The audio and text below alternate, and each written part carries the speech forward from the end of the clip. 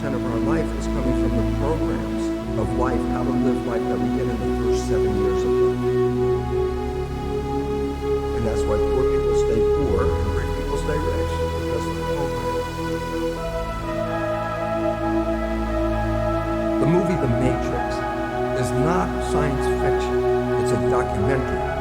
Every human, and this is a fact, every human first 7 years is download or hypnosis. The brain of a child under 7 is in a lower vibrational frequency. We put wires on the person's head with electroencephalograph, reading brain activity. A child below 7 has a lower vibrational consciousness. It's called theta. Theta is imagination. Oh, that's how kids play a tea party with mud pies, but to them it's a real thing. A kid rides a broom, it's a horse. That's theta, imagination. Theta is also hypnosis. And the idea is this: before you can become conscious, if you don't have any programs, what are you going to be conscious of? So nature makes the first 7 years. What kind of programs are required to the first 7 years? So how do you get it? Theta is hypnosis. You just watch. You watch your parents, you watch your siblings, and your community, because you have to learn how many 100,000 rules. Think about it. Just to be a functional member of a family and a functional member of a community, there are rules. Teach an infant these rules. It's like, well, you don't have to. First 7 years, they observe it and just download it. Look, this is not new. I mean, there's the famous book, Rich Dad, Poor Dad. And basically said you come from a poor family and you could struggle your whole life and try to get rich, but you're not going to make it. And if you come from a rich family, you could be stupid your whole life and make it. Not because it was thinking, but it was unconscious behavior that was downloaded from rich families to the kids, which is unconscious. So they're making the right moves unconsciously. If they engage their conscious mind, then they look stupid, but it's unconscious. And that's the same thing with poor people. Poor people have beliefs from the family. Oh, you can't make it, life's a struggle, things are hard, who do you think you are? And if that's the program you get, then 95% of the day you will sabotage yourself. And that's why poor people stay poor and rich people stay rich, because of the program.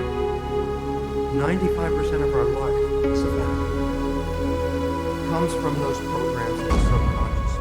Every day, only about 5% of their life are you using conscious, which is creative.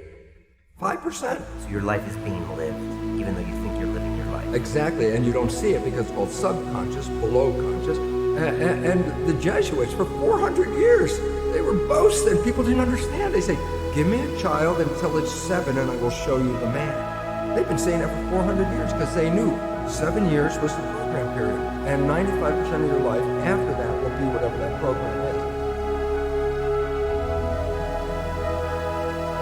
So, you don't need to do a lot of shrink and psychology stuff. You just look at your life and say, where am I struggling? Because wherever you're struggling, inevitably is a program in your subconscious that does not support that destination. The conscious mind is creative and can learn in any number of ways. Read a self-help book, go to a lecture, listen to this program, and conscious mind's going to get some awareness. And I go, yeah, but subconscious mind doesn't learn that way, right? Subconscious mind learns in 2 fundamental ways naturally. Hypnosis, which is the first 7 years, and after age 7, how do you put new programs in? Repetition. Practice. You want to drive a car, you didn't learn how by just getting in the seat with the key in. You had to practice driving the car.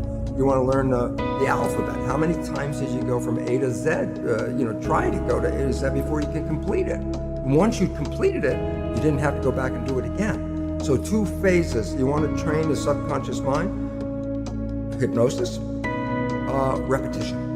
I like the last one because there's a new phrase that's bandied about called fake it till you make it.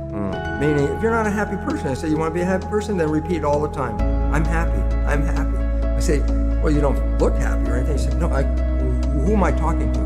By repetition, I'm talking to subconscious. If subconscious gets, I am happy, and 95% of your life comes from that subconscious, there will be a point once the subconscious got, I am happy, you don't have to say it again. Okay. It'll be automatic. And that's why we see people do affirmations and gratitude journals and stuff, because if you do that daily, it's repetitive. That's the secret part. Look, putting a sticky note on the refrigerator is more like a suggestion, but it's not a repetition. So it doesn't work very well. But you have to do repetition is a habit. It's making habit. So you got to do something religiously in the sense of repeating it to make it work.